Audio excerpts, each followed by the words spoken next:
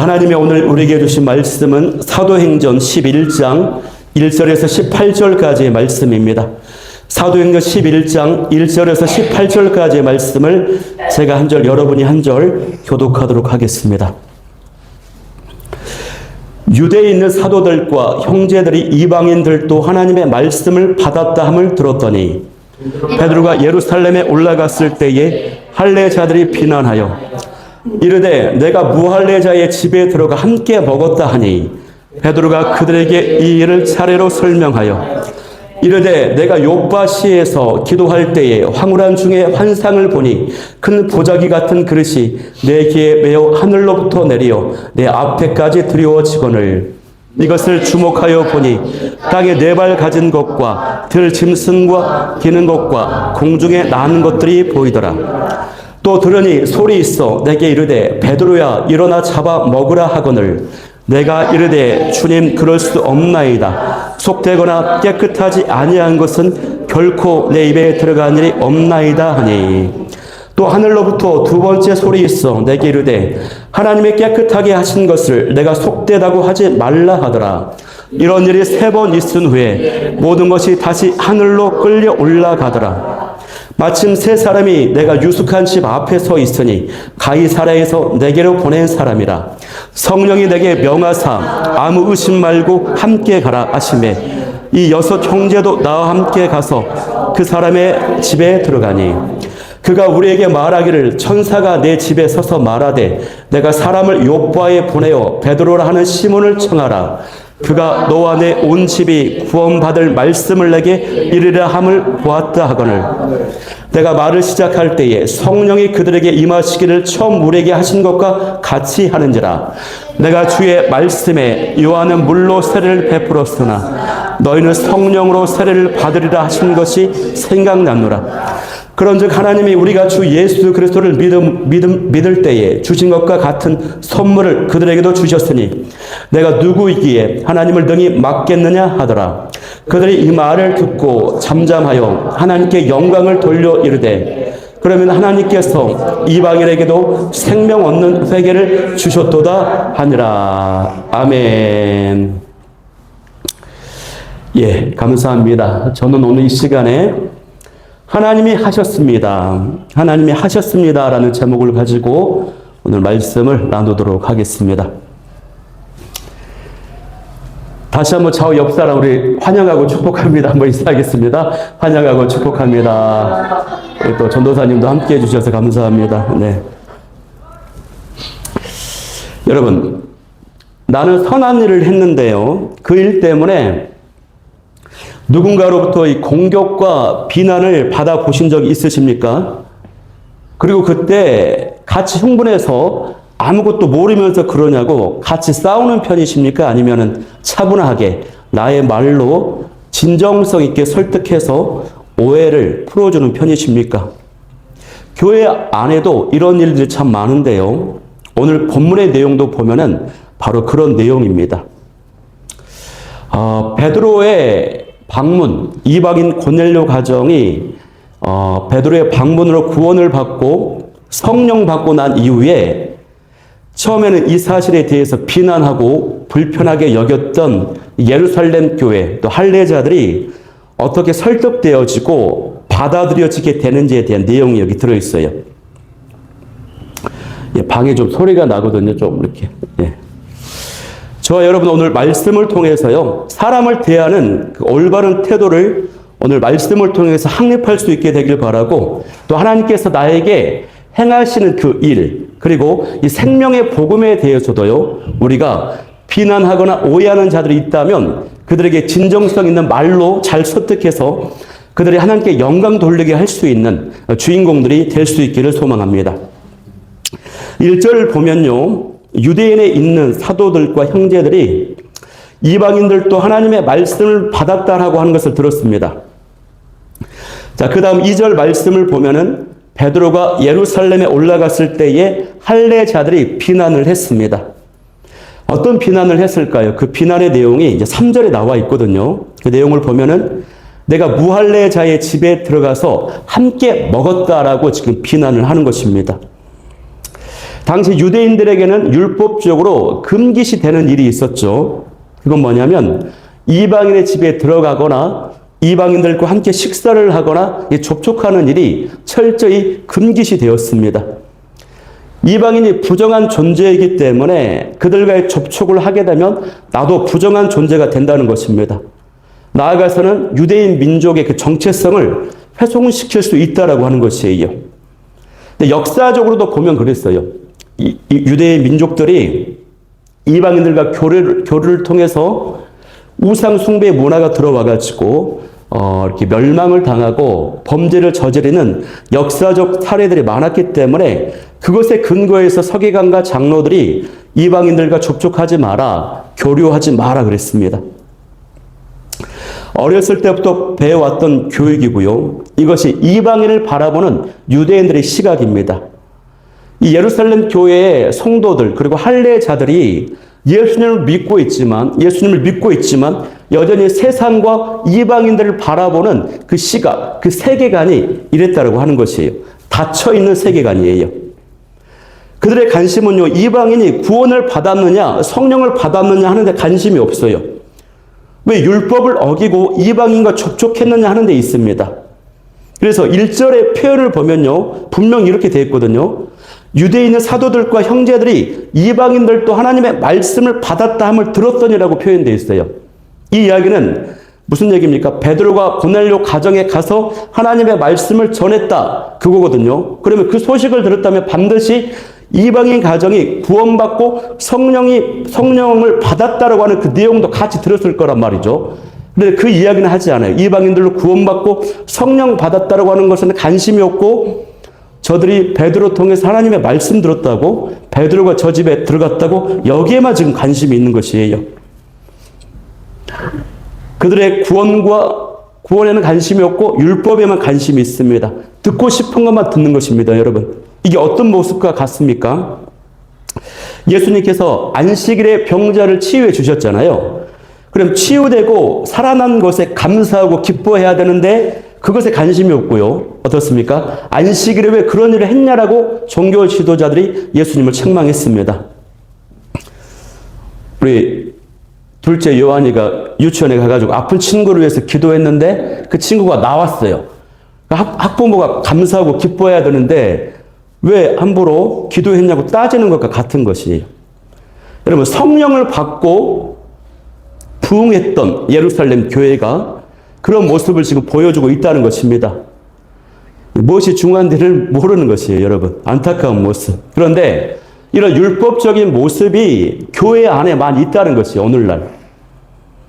물론 예루살렘 교회가요, 모두가 비난을 했던 것은 아니었습니다. 사도들이나 대부분의 그리스도인들은요, 논쟁하거나 대립하지 않았어요. 그들은 베드로가 예수님과 동행하는 사람이라는 것을 알고 있었어요. 기회가 주어지면 베드로가 언젠가 자기들에게 이에 대한 적합한 설명을 해줄 것이라고 기대하고 기다리고 있었습니다. 일반적으로 보면은 교회는요, 대부분의 사람들이 착합니다, 성도들이. 일부 소수의 목소리가 큰 사람들이 이제 문제를 일으키는데 그 예루살렘 교회 안에 할례자들이 있었어요, 할례자들. 이 할례자들이 유난히 분노를 표출하면서 비난을 했던 것입니다. 이 할례자들은 율법의식이 매우 강한 사람들이에요.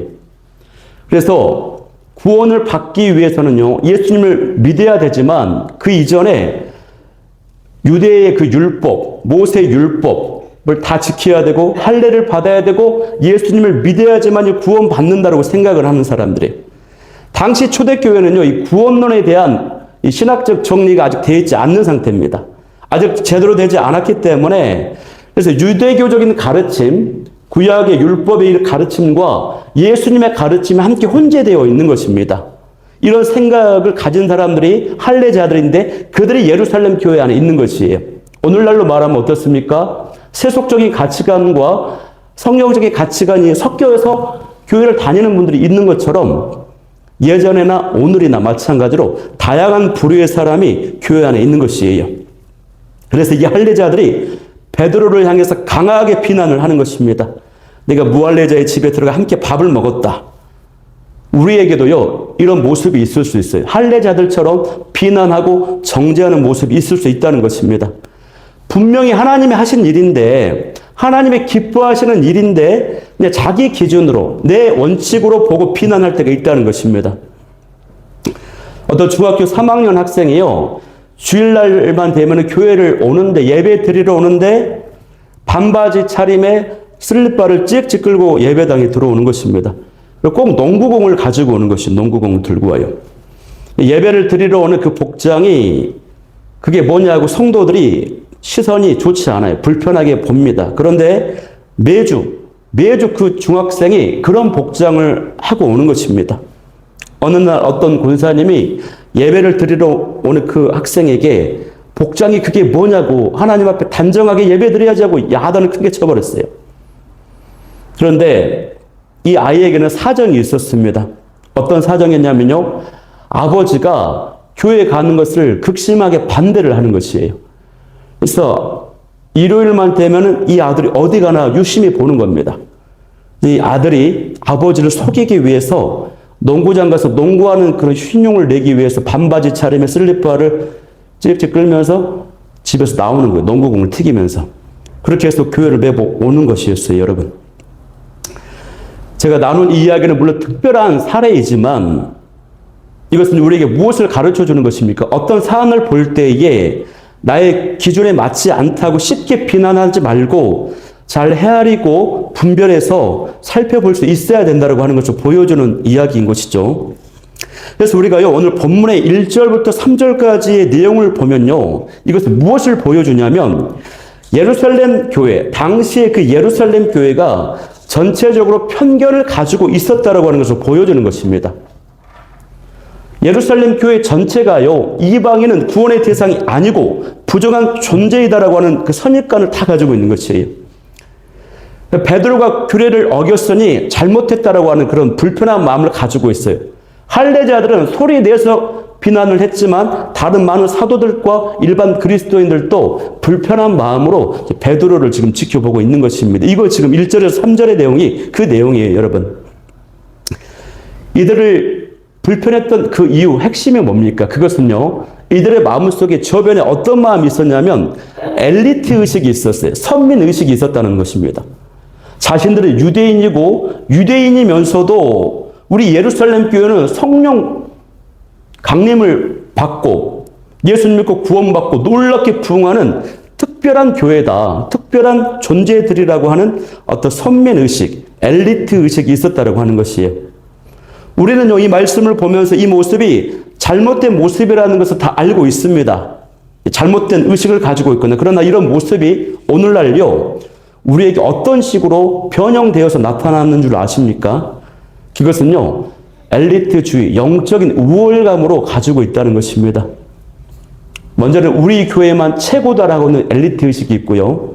또 불신자들을 바라볼 때, 그리고 교회 깊이 들어오지 못하고 결석을 많이 하는 사람들, 장기 결석자들, 또 막 들어온 새가족들, 또 교회 여러 가지 훈련이나 기도 생활이나 말씀 생활을 잘 하지 못하는 바깥에 있는 그 영혼들을 향해서 영적인 우월감을 가지고 정죄감을 갖는, 그렇게 대하는 시선이 있다는 것이에요, 여러분. 우리가 이 모습을 한번 잘 돌아봐야 됩니다. 예수님을 믿지 않는 것이 큰 죄악이듯이 교회가 복음을 나누지 않고 은혜와 사랑을 나누지 않고 자기만 우월감에 빠져서 독점하고 있는 것 역시도 큰 죄악이라고 하는 것이에요. 개척교회를 준비한 어떤 목사님이요, 신분을 성도로 위장해가지고 중소형 규모의 교회를 탐방을 했습니다. 50개 교회를 다 투어를 했대요. 그래가지고 그 중에 가장 감동적이고 인상 깊었던 교회가 한 군데가 있었는데, 그 교회는 설교를 잘하고 예배팀이 탁월하고 제자 훈련이 뛰어난 그런 교회가 아니었대요. 이 목사님이 아주 어린 아들이랑 예배를 드리려고 하는데 이 아들이 갑자기 잠이 들어버렸어요. 뒤에서 어떻게 있을 수 없는 상황이어가지고 아이를 안고 나가서 출입문 밖에 거기서 서가지고 이제 예배 말씀을 들었다는 것입니다. 근데 그때 어떤 그 사모님이 조용히 다가오셔가지고 의자 하나를 옆에 슬그머니 두고 그냥 아무 말도 하지 않고 자리를 피하셨다는 것이에요. 그것이 그렇게 큰 감동이었다고 이 목사님이 얘기를 하시는 것입니다. 이것은요, 뭡니까? 상황에 대한 배려, 존중받았다. 이것이 감동이 됐다는 것입니다. 그리고 이분이 느낀 것 중에 하나가 뭐냐면, 자기가 여기저기 교회를 돌아다니면서 이제 개척을 해야 되는데 아주 강력하고 아주 탁월한 어떤 강점을 보고 벤치마킹, 배우려고 했다는 것이. 그런데 하나님께서는 교회들 각자가 나름의 강점과 은사를 가지고 사용하고 계시다라고 하는 것을 깨달았다는 것이에요. 저 교회는 설교가 강점이고, 저 교회는 전도가 강점이고, 저 교회는 소그룹이 강점이고, 각각 아주 특별한 점들이 있는데 그것을 보시고 하나님이 쓰신다라고 하는 것이에요, 여러분. 우리 교회 강점은 뭡니까? 더치커피가 맛있다. 이게 강점입니다. 하나님께서 우리 교회도 강점을 만들어 주실 줄 믿습니다. 나타나게 하실 거예요. 근데 이분이 마지막에 하시는 말씀이 중요해요. 이 얘기를 제가 나누고 싶은 거. 이분이 말미에 이런 얘기를 하시는 거예요. 자신을 불편하게 했던 일이 있었다. 그건 뭐냐면, 우리 교회가 좋으니까 우리 교회에 와. 여기까지 내가 들을만 했다는 거지. 그런데 더 나아가서 우리 교회만 좋다. 다른 교회는 안 좋다. 저 교회는 가지 마세요. 안 좋아요. 우리 교회가 최고예요. 이렇게 얘기를 해버리니까 마음이 굉장히 불편했다고 하는 것이에요. 그래서 우리가요, 어떤 사람을 보는 눈, 어떤 사건을 보는 눈, 그리고 교회를 보는 눈, 다른 교회 마찬가지예요. 교회를 보는 눈, 이 눈에 있어서요, 편견 없이 하나님의 시선과 마음으로 바라볼 수 있는, 열려있는 저와 여러분이 될 수 있기를 소망합니다. 자, 그런데 4절 말씀을 보면요, 베드로가 이제 그들에게 이 일을 차례로 설명을 합니다. 우리 4절 말씀 한번 합독해 볼게요. 4절 한 줄 시작. 베드로가 그들에게 이 일을 차례로 설명하여. 여기 차례로 설명했다라고 하는 것은 아주 질서 있게 논리적으로 말로 설명을 했다라고 하는 것이에요. 여러분, 하나님의 행하신 그 일은요, 우리가 감정적으로 설명할 수 있는 게 아니라 차분하게 우리에게 주어진 이 언어로, 말로 설명이 가능한 하나님의 역사거든요. 말로 설명할 수 있어야 돼요. 베드로가 최고 지도자급이거든요. 그런데 지금 비난을 받고 있어요. 공격을 받고 있어요. 그래서 베드로로서는 분노하면서 흥분해가지고 감정적으로 대응할 수 있었습니다. 싸울 수 있었어요. 그러나 베드로가 싸우지 않고 차례로 차분하게 진정성 있게 말로 지금 설명을 하는 것입니다, 여러분. 어떤 설명을 했을까요? 고넬료가 기도 중에 들었던 그 천사의 음성에 대해 얘기했을 것이고, 자신이 기도하는 가운데 환상을 본 이야기, 또 일련의 일들을 통해서 가정에 방문해서 만남이 되었다. 그리고 말씀을 전하는데 구원받고 성령이 임하였다. 세례에 붙였다. 이런 내용을 막 했을 겁니다. 근데 그 내용이 이제 5절에서 16절까지 내용이에요. 5절에서 16절까지. 우리가 지난번에 살펴본 10장에 있었던 내용의 반복입니다, 여러분. 제가 고넬료와 이 베드로 환상 그 만남의 사건은 지난주 수요일에도 나눴고, 또 저번에 또 주일에도 나눴어요. 수요일 저녁에는 사도행전 강해를 계속해서 한 절 한 절씩 풀어가고 있고, 주일 설교 말씀은 신약의 마태복음부터 쭉 흘러가면서 중요한 부분을 이렇게 점프하면서 나누고 있거든요. 지금 사도행전을 나눴고, 또 이 부분이 너무 중요해서 주일에도 고넬료 환상을 나눴습니다. 이 사건의 의미가 무엇인지 나눌 필요는 없을 것 같아요. 많이 나눴기 때문에. 다만 우리가 여기서 주목해야 되는 것은 뭐냐면요, 베드로가 이 사건을 어떻게 받아들이고 자기가 해석해서 사람들에게 어떻게 간증하고 있는가, 여기에 집중해야 돼요. 사도행전을 기록한 누가는요, 10장에 일어난 이 객관적인 사건의 기록을 11장에서 베드로의 입을 통해서 다시 한번 반복해서 기록하고 있어요. 그리고 또 15장에 가서 보면요, 예루살렘 교회가 이방인들에게 율법의 그 멍에를 씌우려고 할 때도 베드로가 또 이 고넬료 사건을 또 언급합니다. 이렇게까지 사도행전을 기록한 누가가요, 이 사건을 여러 번 반복해서 기록하고 있다는 것입니다. 그 이유는 그만큼 중요하다고 하는 것인데, 이것은 단순한 반복이 아닙니다. 철저히 의도가 되어 있어요. 그건 뭐냐면 신학적인 재진술이라고 하는 것입니다.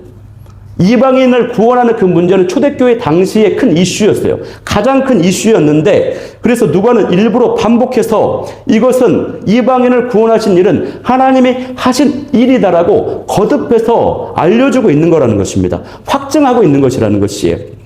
그러면 그 확증을 어떻게 하고 있습니까? 어떻게 시키고 있나요? 그것이 바로 이 베드로의 입을 통해서 하고 있는 것이에요. 그래서 이 11장의 내용은요, 10장과 다른 가장 큰 차이가 있다면 뭐냐면 베드로의 개인적인 체험을 강조하고 있어요. 이전에 10장의 그 내용이 3인칭 관찰자 시점으로 객관적으로 기록이 되어 있다면 이 11장에서는 베드로가 1인칭 시점으로 내가 체험한 거, 내가 경험한 거, 이것을 확신을 가지고 간증하고 있다라고 하는 것입니다, 여러분.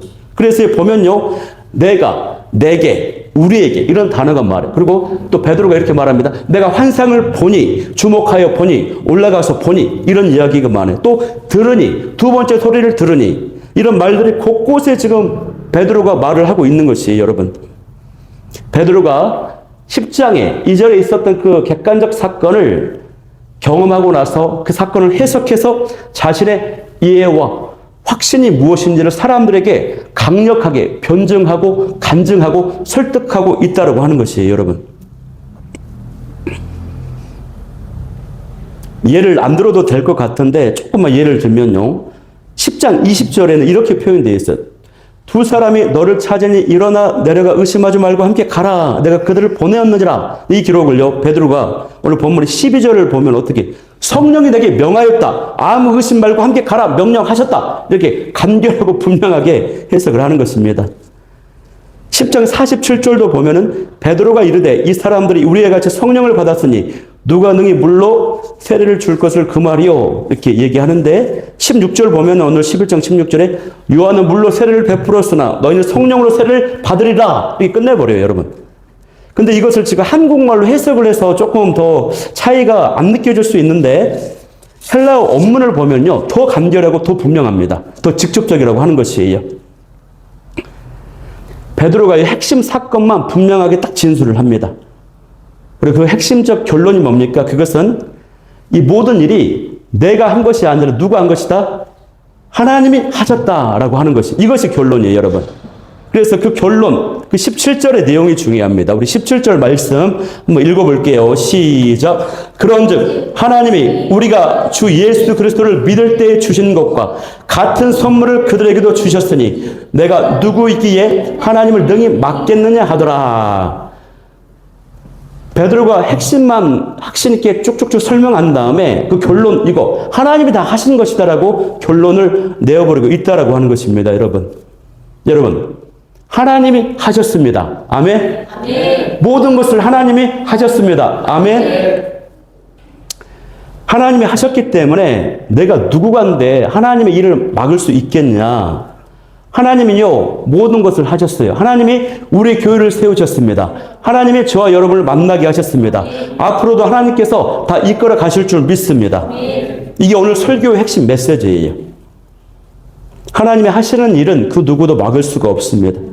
이처럼 베드로가요, 자기가 직접 경험한 그 체험과 은혜를 진정성과 확신을 가지고 간증하고 있는 것이에요.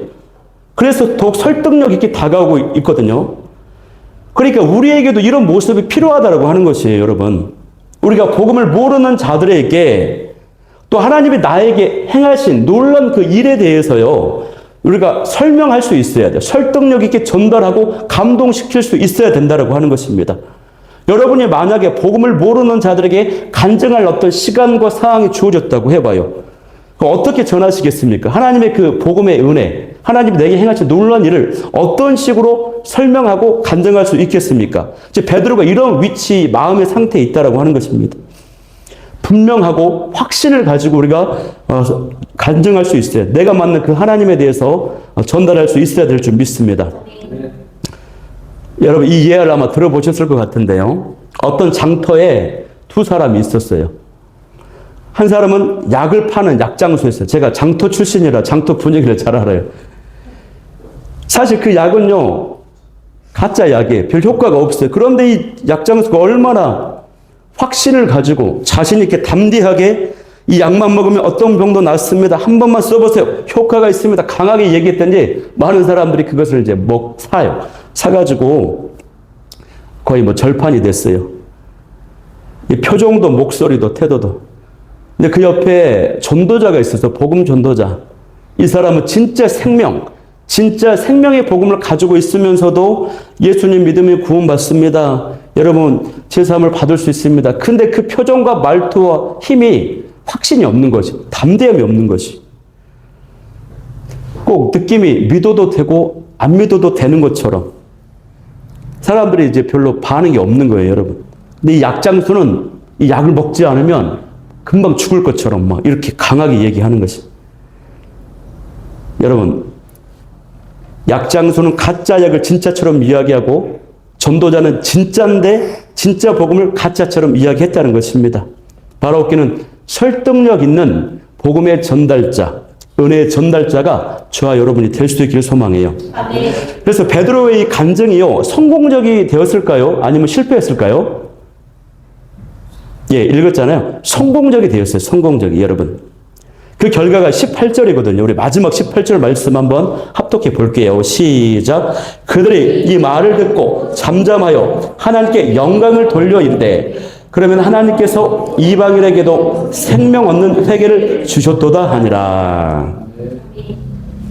베드로의 간증이요, 성공적이었습니다, 여러분. 여러분, 근데 이 18절의 기록이요, 너무나도 중요한 기록이에요. 왜냐면요, 드디어 구원의 패러다임, 이 전도의 패러다임이 바뀐 역사적인 고백이고 기록이기 때문에 그렇습니다.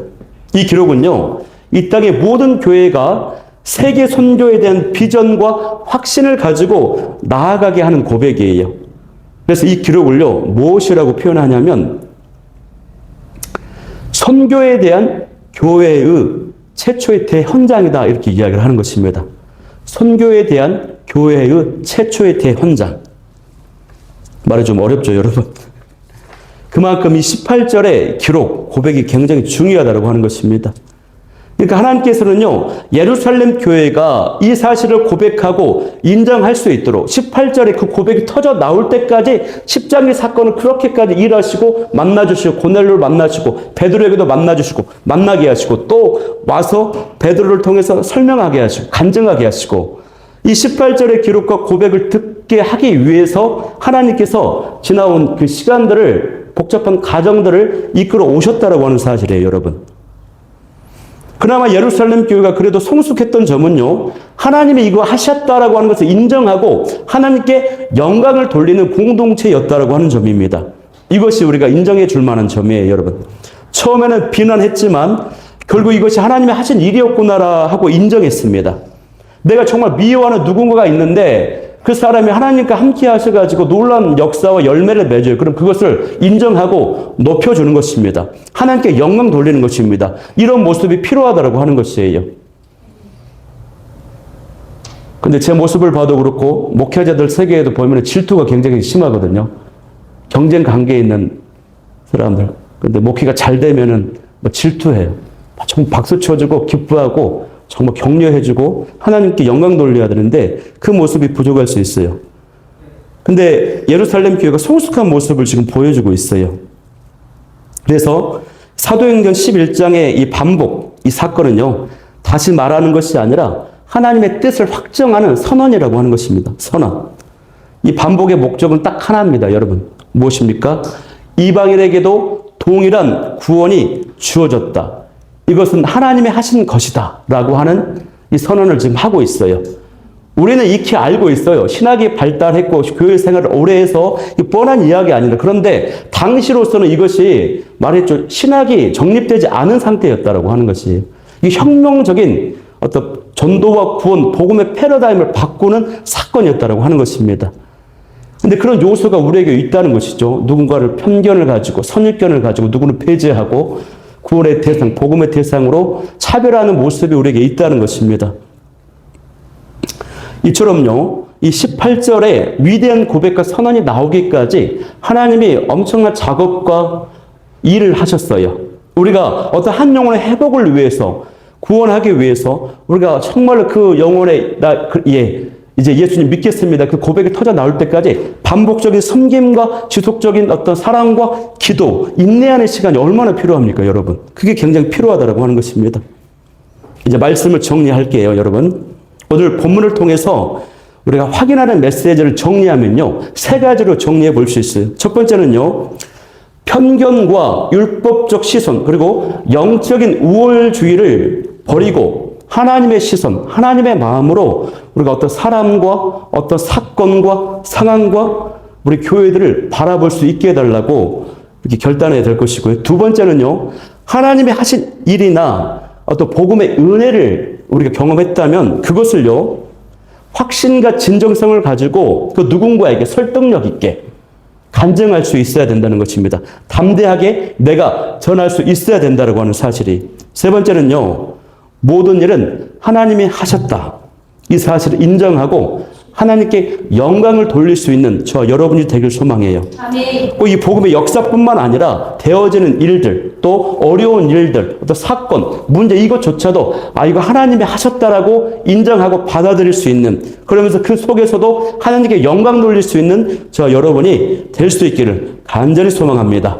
그래서 오늘 이 말씀 붙잡고 기도하기를 원하는 기도 제목 세 가지는요. 첫 번째, 모든 사람과 사건을 하나님의 시선으로 볼 수 있게 하여 주옵소서. 두 번째는 하나님이 하신 일과 복음을 확신을 가지고 전할 수 있게 하여 주옵소서. 세 번째는 이 모든 일을 하나님이 하셨음을 인정하고 영광 돌리게 하여 주옵소서. 이 기도 제목 가지고 우리 찬양하고 기도하도록 하겠습니다. 우리 아버지 사랑합니다. 찬양하며 나아가도록 하겠습니다.